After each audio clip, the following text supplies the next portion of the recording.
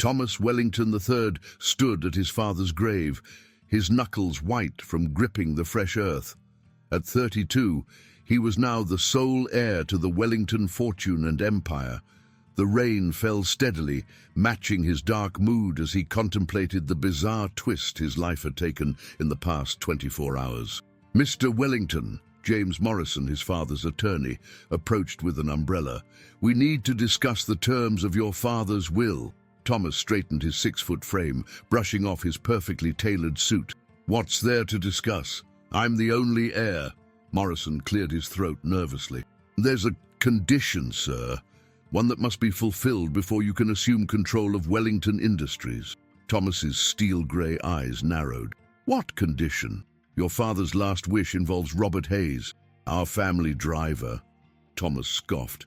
"What could he possibly have to do with my inheritance?" "Mr. Hayes passed away last month, as you know," Morrison continued carefully. "Before his death, your father made a promise to him, a promise that's now legally binding through the will." Thomas felt a chill that had nothing to do with the rain. "What kind of promise?" "You must marry Robert Hayes's daughter, Sarah, within 30 days, or the entire Wellington fortune goes to charity." The world seemed to tilt on its axis. Thomas had met Sarah Hayes exactly twice in his life. She was a plain, quiet thing who worked as a kindergarten teacher in some public school. The very thought of marrying her made his stomach turn. "This is absurd," Thomas exploded. "My father would never—" "He did," Morrison interrupted, pulling out a document. "And he was very specific about the terms. You must remain married for at least 1 year, living together as husband and wife. If you divorce before then, you lose everything." Thomas snatched the paper, scanning it frantically. There it was, in black and white, his father's signature, witnessed and notarized. His hands trembled with rage. "Why would he do this to me?" Thomas demanded. Morrison's expression softened. "Your father and Robert Hayes were more than just employer and employee, Mr. Wellington. They shared a bond that went back 40 years. Hayes was there when your mother died, helped raise you when your father was overwhelmed with grief. And this is how he repays that loyalty? By forcing his son into an arranged marriage with a nobody? Miss Hayes hasn't been informed yet," Morrison added. "Would you like me to arrange a meeting?" Thomas paced, his mind racing. The Wellington fortune was worth billions. The company his grandfather had built from nothing, that his father had expanded into an empire, all of it would be lost if he didn't comply with this ridiculous demand. "Set up the meeting," he growled. Today, 3 hours later, Thomas sat in his father's study, now his study, waiting for Sarah Hayes to arrive. He'd traded his funeral suit for a casual blazer and slacks, determined to appear in control of the situation. When Sarah entered, Thomas was struck by how different she looked from his vague memories. She wasn't beautiful in the conventional way of the women he usually dated, but there was something striking about her. Her dark hair fell in natural waves past her shoulders, and her eyes, a clear, intelligent hazel, met his without flinching. "Mr. Wellington," she said softly, "I'm sorry about your father." Thomas gestured for her to sit, remaining standing himself. "Miss Hayes, I assume Mr. Morrison has explained the situation." "He has." Sarah smoothed her simple blue dress, her composure remarkable given the circumstances. "Though I must admit I'm having trouble believing it. That makes 2 of us." Thomas poured himself a drink, not offering her one. "So, what's your price?" Sarah blinked. "I'm sorry. To sign a prenup and agree to a quiet divorce after the year is up. Name your figure." A flash of something, anger, hurt, crossed her face. "Mr. Wellington, I didn't ask for this situation any more than you did, but I won't be bought off like some inconvenient business transaction." Thomas slammed his glass down. "Then what do you want? Surely you don't expect this to be a real marriage." "What I want," Sarah said, rising to her feet, "is to honor my father's last wish. He believed in your father, trusted him completely. There must have been a reason for this arrangement."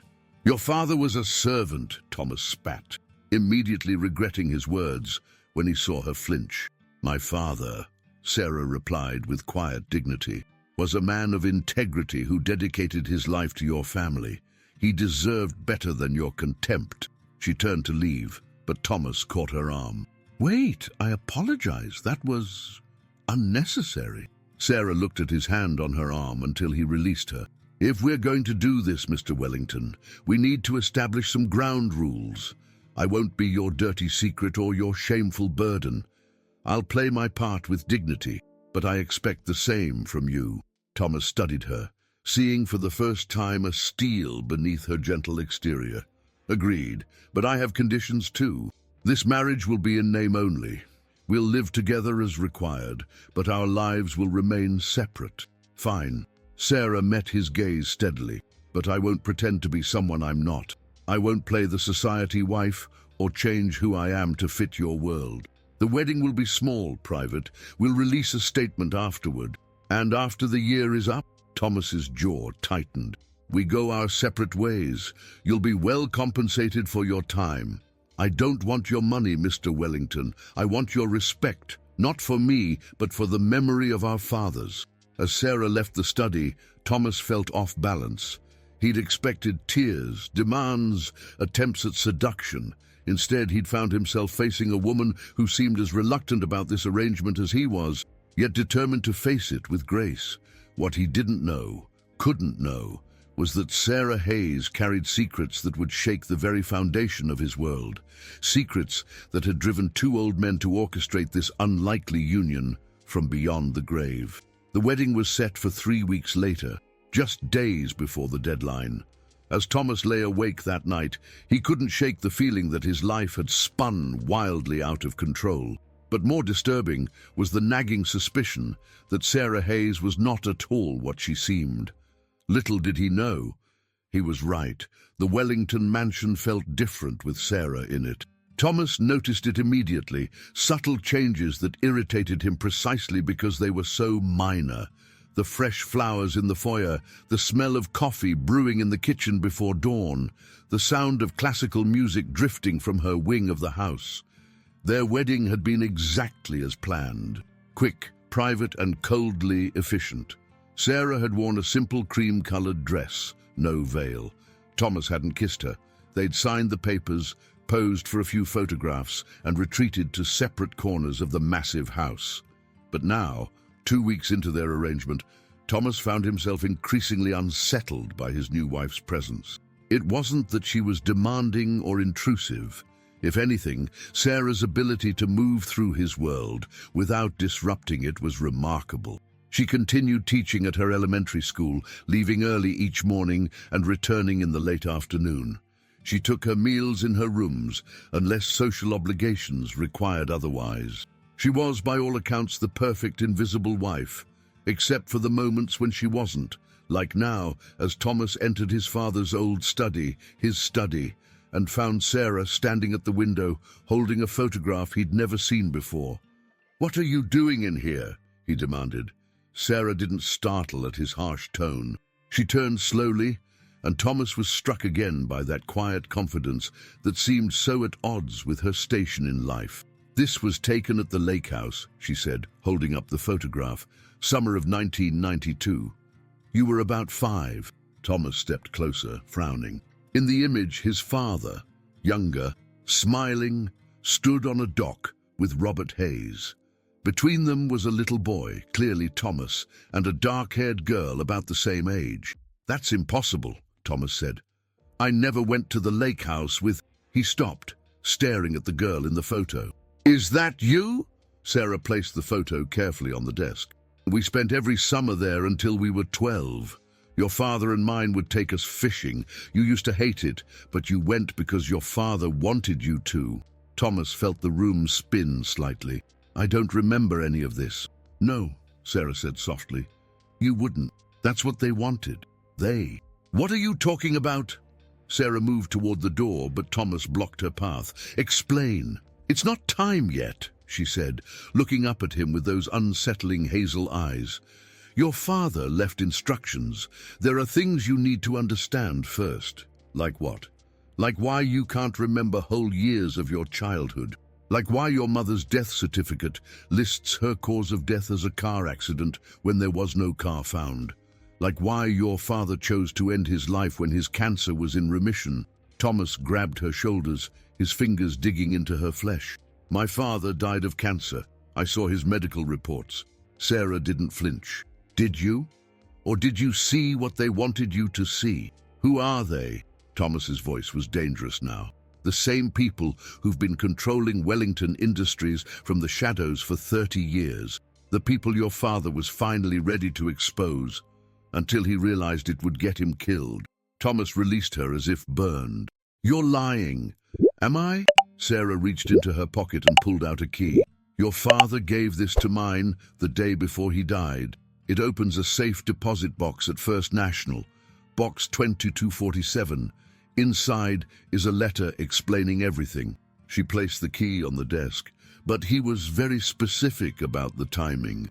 You can't open it until you understand why he arranged this marriage. And I suppose you know why. Sarah's expression softened. Because he knew you would need someone who remembered the truth. Someone who could help you see past the lies they've built around your life. She walked to the door, pausing in the threshold. Someone they would never suspect. That night, Thomas lay awake, staring at the ceiling of his bedroom. The key sat on his nightstand, taunting him. His mind kept returning to the photograph, the one that proved his memories were somehow wrong. He remembered his childhood as a lonely one, filled with nannies and private tutors. His father, distant and work-obsessed after his mother's death. No lake house, no fishing trips, no dark-haired little girl who apparently shared those missing summers. The next morning, Thomas watched Sarah leave for work through his study window.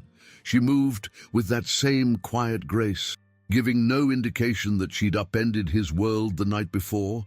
His fingers itched to grab the key, drive to the bank, and demand answers. But something held him back. Perhaps it was the way Sarah had looked at him, not with triumph or manipulation, but with something that felt dangerously like concern. He spent the day digging through his father's old files, looking for any connection to what Sarah had claimed. He found nothing about shadow controllers or suspicious deaths, but he did find something else. A series of large payments made to a psychiatric facility in Switzerland, dated to the year Thomas turned 12. The same year, the summer visits to the lake house apparently stopped. When Sarah returned that evening, Thomas was waiting in the kitchen. She paused in the doorway, taking in his disheveled appearance and the glass of scotch in his hand. "Tell me about Switzerland," he said without preamble. Sarah set down her bag slowly. "What do you want to know?" "Why did they send me there? What did they make me forget?" "I can't tell you that," Sarah said. And for the first time, he heard real pain in her voice. "Not yet. It would be too dangerous. For both of us." "Dangerous? How?" Sarah moved closer, close enough that Thomas could smell her light floral perfume. "Because the people who run Wellington Industries didn't just erase your memories, Thomas. They replaced them. And if they realize you're starting to remember..." She shook her head. "We have to be careful. We have to do this right." "Why should I trust you?" "Because I'm the only one who knows what really happened that summer. The summer everything changed." Sarah's eyes filled with tears she wouldn't let fall. "The summer your mother actually died." Thomas felt the scotch glass slip from his fingers, but Sarah caught it before it could shatter. Her hand brushed his, and for a moment he felt a jolt of recognition, like his body remembered something his mind couldn't. "I have another photograph," she said quietly, "one that might help you understand. But first, you need to answer a question." "What question?" Sarah met his gaze steadily. "What do you remember about Elizabeth Blackwood?" The name hit Thomas like a physical blow. Images flashed through his mind, a young woman with dark hair, laughing as she pushed him on a swing. The smell of cinnamon and paint, a locket with a broken clasp. "She was..." Thomas pressed his fingers to his temples, trying to hold on to the fragments. "She was my nanny?" "No, that's not right." "No," Sarah agreed softly. "She wasn't your nanny. She was your mother's best friend. And she disappeared the same day your mother died." The kitchen seemed to tilt sideways. Thomas gripped the counter, his knuckles white. "How do you know all this?" Because Elizabeth Blackwood was my mother. The revelation about Elizabeth Blackwood changed everything. Thomas spent the next week in a haze, grappling with fragments of memories that didn't match the life he thought he'd lived. Sarah watched him carefully, maintaining her distance while remaining inexplicably present, like a shadow at the corner of his vision. He found himself studying her when she didn't notice, searching for traces of Elizabeth Blackwood in her features. The way she tucked her hair behind her ear, the slight tilt of her head when she was thinking, these small gestures triggered flashes of recognition that left him dizzy and uncertain. One evening, he found her in the library, grading papers at the massive oak table that had been his father's favorite spot for reading.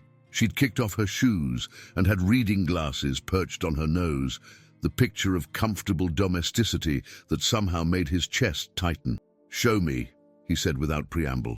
"The other photograph you mentioned." Sarah looked up, studying his face before nodding slowly. She reached into her bag and pulled out an old envelope, worn at the edges as if it had been handled many times. "Before I show you this," she said, "you need to understand something. Our mothers weren't just friends. They were investigating something at Wellington Industries, something that scared them enough to make contingency plans for their children." Thomas sank into the chair across from her. "What were they investigating?" "Project Lazarus." Sarah's voice was barely above a whisper. "It started as a medical research initiative, legitimate work on experimental treatments. But then your grandfather discovered something in the data, something that made him want to shut it all down." "What did he find?" "They were using children as test subjects. Orphans mostly, kids no one would miss." Sarah's hands trembled slightly as she opened the envelope. "Your grandfather threatened to expose everything. 3 days later, he was dead. Heart attack, supposedly." Thomas felt bile rise in his throat. "When was this?" 1989. You were 2 years old. Your father inherited everything. But he was young, overwhelmed. The board of directors, the same people who had been running Project Lazarus, they stepped in to help him manage the transition. And my father just let them? Sarah's eyes filled with sympathy. He didn't know, not then. He was grieving, trying to run a massive corporation while raising a toddler alone. They became his advisors, his support system. By the time he realized what was happening, they had too much control. She pulled a photograph from the envelope and slid it across the table. Thomas picked it up, his breath catching in his throat. The image showed 4 adults seated around a patio table at what appeared to be the lake house. He recognized his parents immediately. His father younger and more relaxed than he'd ever seen him. His mother radiant in a summer dress. Beside them sat Robert Hayes and a woman who could only be Elizabeth Blackwood, their resemblance to Sarah striking. But it was what lay on the table that caught his attention. Papers, files, and what looked like medical records spread out between them. "This was taken 2 weeks before they died," Sarah said quietly. "They were gathering evidence, building a case. They had finally found proof of what Project Lazarus was really about, which was what? Memory manipulation. They weren't just treating sick children. They were developing ways to alter human memory. To erase trauma, yes, but also to implant false memories. To reshape a person's entire reality." Sarah's voice shook slightly. "And once they perfected it on children, they planned to weaponize it." Thomas stared at his mother's face in the photograph, trying to reconcile this image of a determined investigator with his hazy memories of a distant socialite mother who died in a car crash. "The accident," he said slowly. "There was no accident, was there?" Sarah shook her head. "They were murdered. Both our mothers. Made to look like accidents, but it was them, the people behind Project Lazarus. They couldn't risk the exposure. But why?" Thomas's voice cracked. "Why didn't my father tell me the truth?" "Because they threatened you." Sarah reached across the table, her fingers brushing his hand. The contact sent an electric current through his arm. "Think about it, Thomas. What better way to control your father than to hold his only child's life over his head?" Thomas jerked away from her touch. Standing so abruptly, his chair scraped against the hardwood floor. "You're telling me my entire life has been monitored, controlled?" Not your entire life, Sarah said softly. Just the parts they needed to control. Your education, your business decisions, your relationships. My relationships, Thomas turned back to her, anger flaring. What do you mean? Sarah's expression was pained. Haven't you ever wondered why none of your relationships last? Why every woman you've seriously dated eventually finds a reason to leave? They can't risk you forming real attachments, Thomas. They need you isolated, dependent on their guidance. The truth of her words hit him like a physical blow. His longest relationship had lasted 8 months before she suddenly took a job in Tokyo. The one before that had ended when she mysteriously reconciled with an ex-boyfriend. Each time, he'd blamed himself, his inability to commit, his focus on work. That's why our fathers arranged this marriage, Sarah continued. They knew I was the one person they wouldn't suspect. The daughter of a servant, someone so far beneath your social class that they'd assume you'd never take me seriously.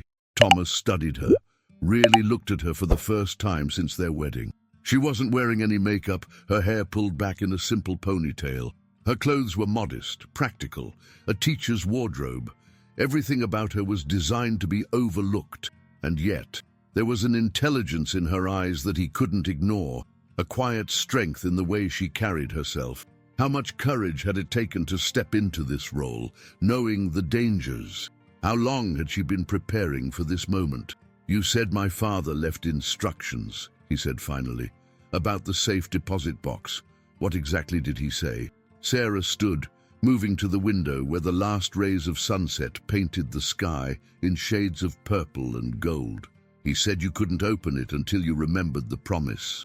What promise? She turned to face him, and something in her expression made his heart race. The promise you made to me the day our mothers died. The last time we saw each other before they sent you to Switzerland. Thomas closed his eyes, trying to force his mind back to that summer. There was nothing but darkness, a void where memories should be. I don't remember. You will, Sarah said with quiet certainty. It's starting already. Haven't you noticed the headaches? The flashes of memories that don't fit? The treatment they used? It wasn't permanent. It has to be reinforced periodically. Thomas's eyes snapped open. The business trips. Every 6 months, they send me to a wellness retreat in Switzerland. Sarah nodded. 3 days of relaxation therapy that you never quite remember clearly afterward. They've been maintaining the false memories, keeping you under control. She moved closer to him, close enough that he could see flecks of gold in her hazel eyes. But they can't send you now. Not while we're newlyweds. It would look suspicious. So the memories will come back. They're already coming back. That's why I'm here, Thomas, to help you remember, and to keep you alive while you do. The gravity of her words hung in the air between them. Thomas was suddenly very aware of how close she was standing, of the faint scent of her shampoo, of the way her presence seemed to fill all the empty spaces in the room. Why did you agree to this? He asked, his voice rougher than he intended. Why risk your life to help me? Sarah's eyes met his, and for a moment he saw past her careful facade to something raw and real beneath.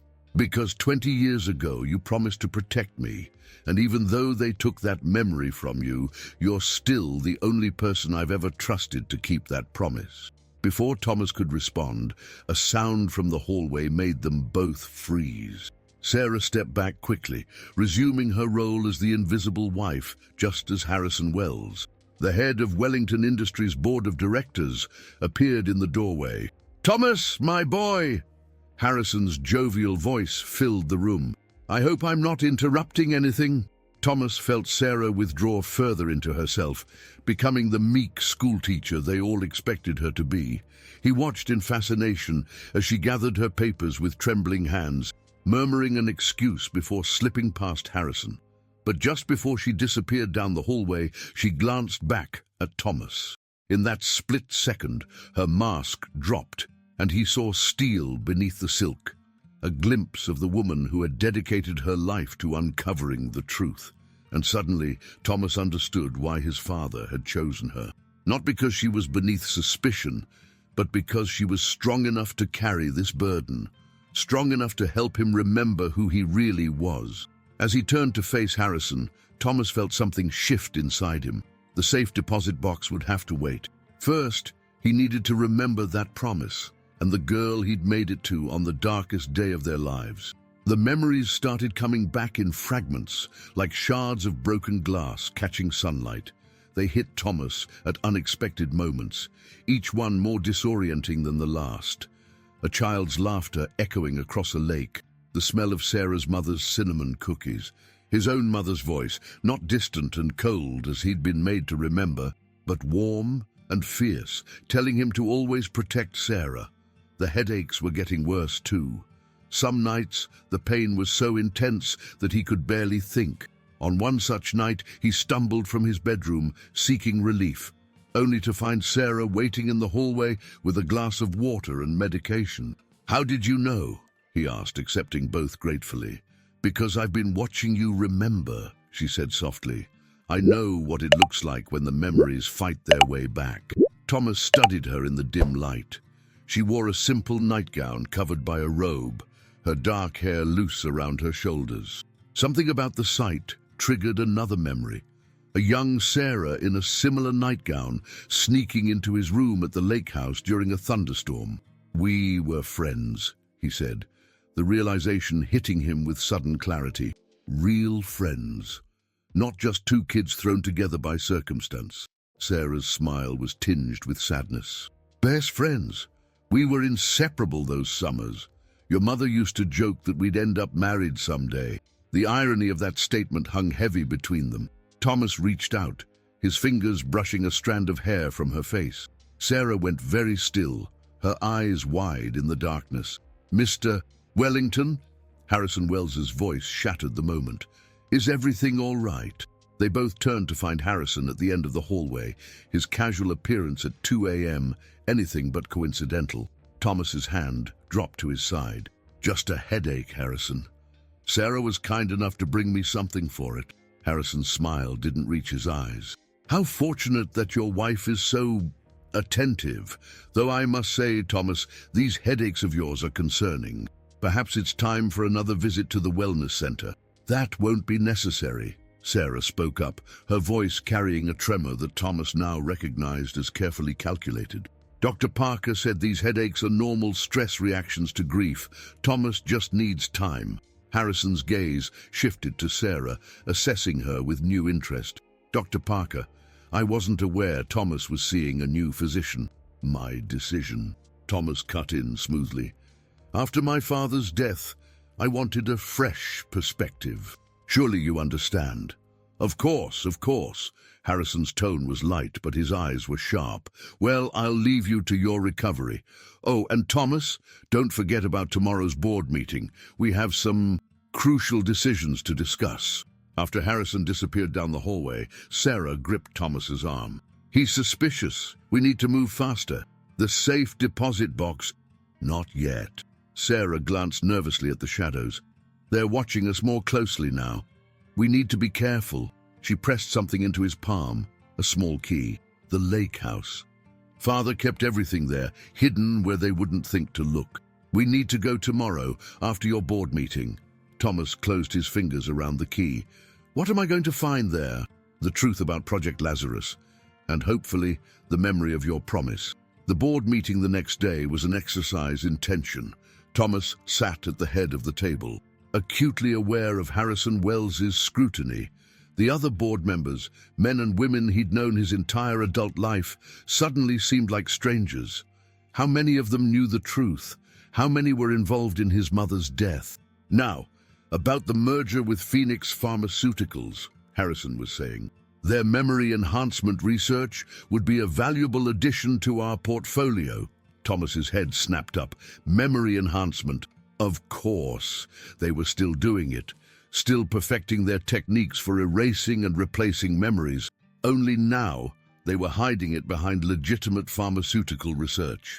"I'd like to review the details more thoroughly," Thomas said, keeping his voice steady. "Perhaps postpone the vote until next week." Harrison's smile tightened. "My dear boy, the deadline for the merger is tomorrow. Your father already approved all the preliminary work. It just needs your signature. My father was dying when he reviewed those documents, Thomas countered. I have a responsibility to ensure. Your responsibility, Harrison cut in, his friendly facade cracking slightly, is to honor your father's legacy, to trust those who guided him, who've dedicated their lives to this company's success. The threat was clear beneath the words. Thomas felt the weight of every eye in the room, measuring his response. One wrong move and everything Sarah had warned him about would come true. Of course, Thomas said finally. You're right. I'll sign the papers this afternoon. Harrison's smile returned, triumphant. Excellent decision. Your father would be proud. Would he? Thomas wondered. Thomas. Or would he be disappointed that I'm still playing their game?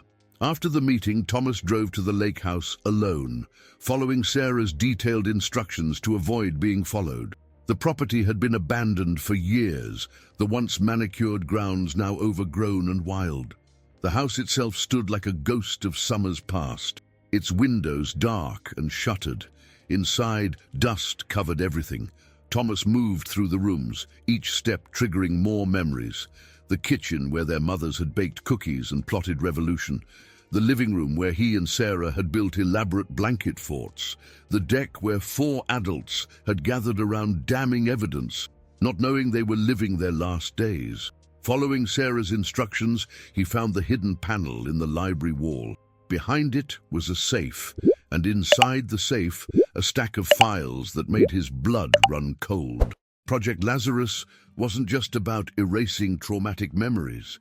It was about control, absolute control over human consciousness. The ability to reshape reality itself, one mind at a time. The applications went far beyond medicine, into territories that chilled him to his core. But it was the photographs that finally broke through his manufactured memories. Pictures of children, dozens of them before and after their treatments, their eyes vacant, their personalities erased and rewritten to serve the project's needs. And there, in a file dated summer 1992, he found himself, a scared 12-year-old boy, strapped to a chair in a sterile room.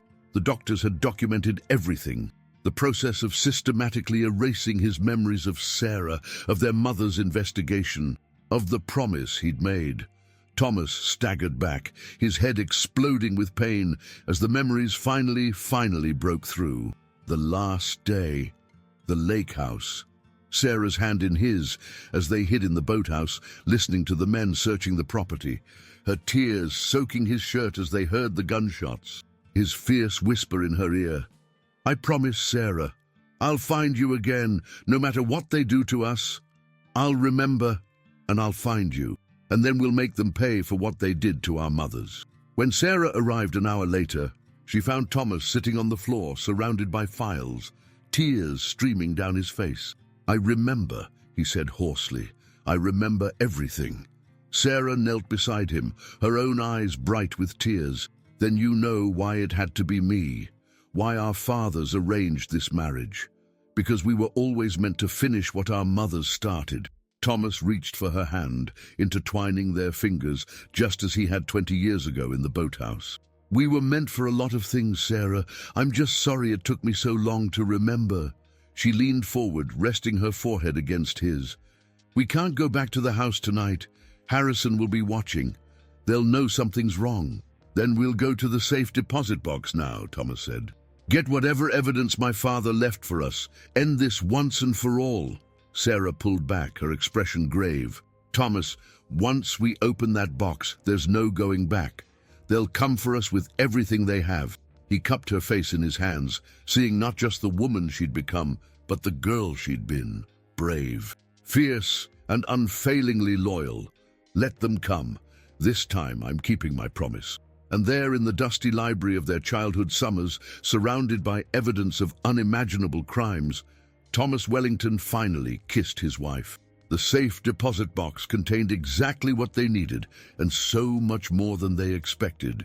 Thomas's father had left them a detailed confession, security footage, financial records, and most damning of all, a list of every child who had been subjected to Project Lazarus. But he'd also left them something else, a letter addressed to both Thomas and Sarah, written the day before his death. My dear children, if you're reading this, then you've remembered. You found each other again, just as Robert and I always knew you would. The bond between you was too strong for even their memory manipulation to erase completely. What we did, arranging your marriage, forcing you together, may seem cruel. But we knew it was the only way to protect you both. Apart, you were vulnerable. Together, you're strong enough to finish what your mothers started. Thomas, my son, I'm sorry for the years I spent protecting their secrets instead of protecting you. When they threatened your life, I convinced myself that compliance was the only way to keep you safe. It took me too long to realize that living under their control wasn't living at all. Sarah, you're so much like your mother, stronger than anyone suspects, braver than anyone knows. Watch over my son. Help him remember not just the truth about Project Lazarus, but the truth about himself. The evidence in this box will destroy them. But timing is crucial. Harrison Wells and the board have embedded themselves too deeply in Wellington Industries to be removed without careful planning.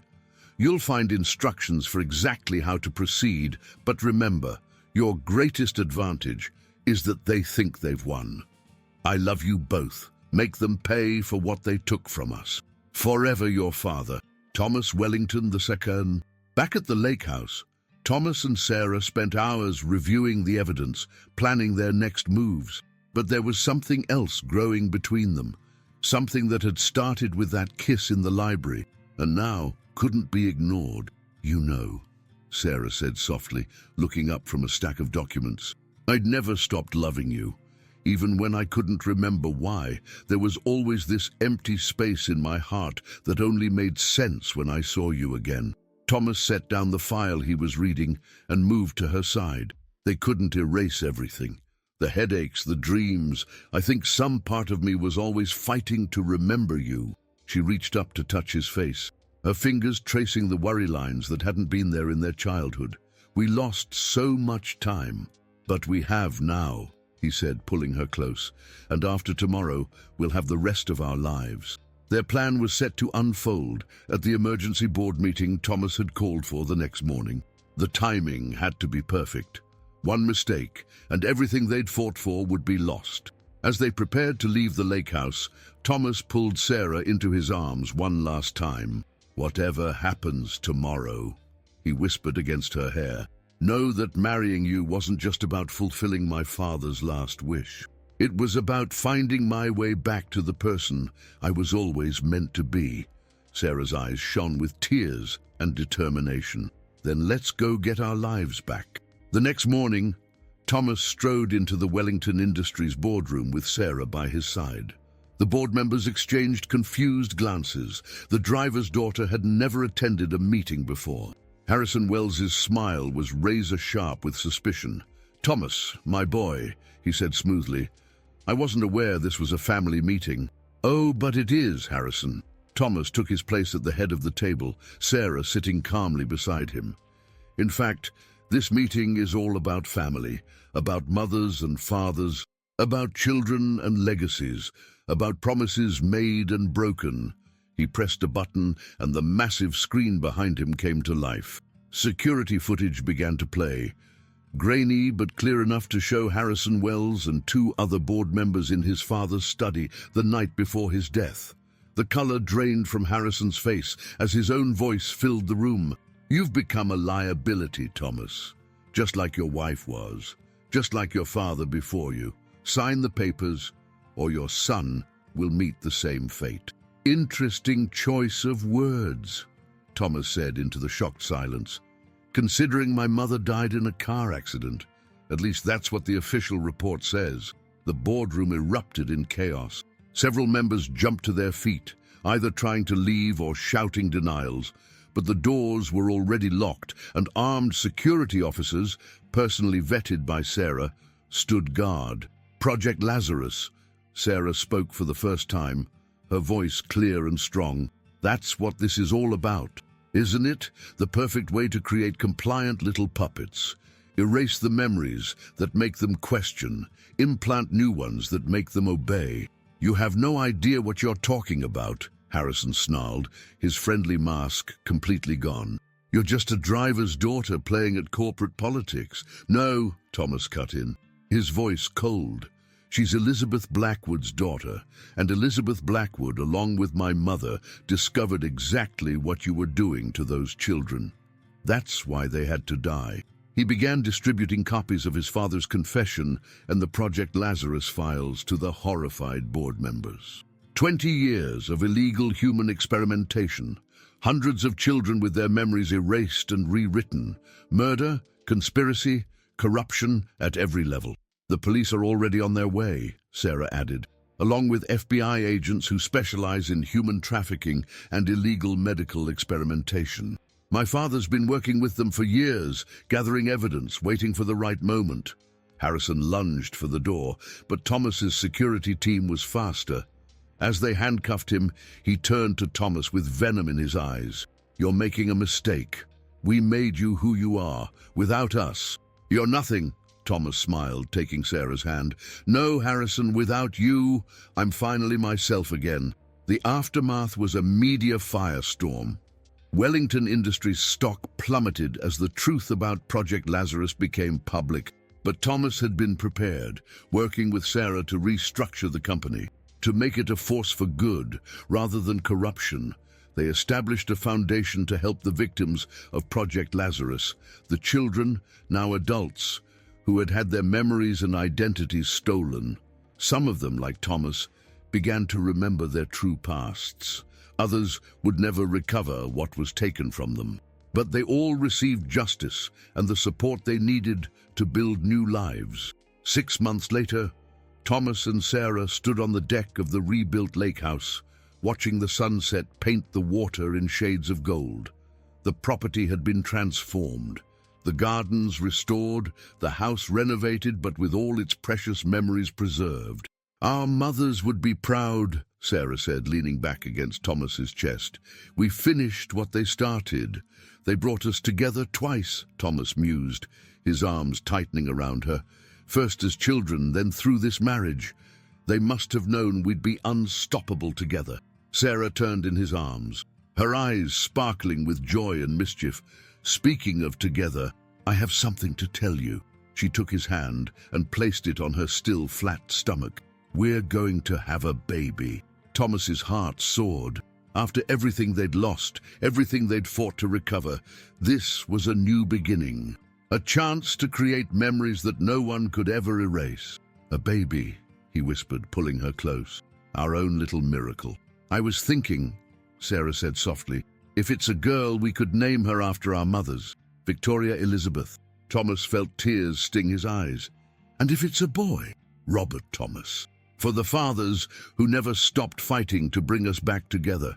As the sun set over the lake where their story had begun, Thomas kissed his wife, his real wife, his true love, his partner in everything. Their arranged marriage had started as a final wish from their fathers, but it had become so much more. It had become their path back to themselves, back to each other, and forward into a future filled with memories they would cherish forever. I love you, he whispered against her lips. Not because our fathers arranged it, not because of our past, but because of who you are, who we are together. Sarah smiled, the same smile that had captured his heart when they were children, the same smile that had helped him find his way back to the truth.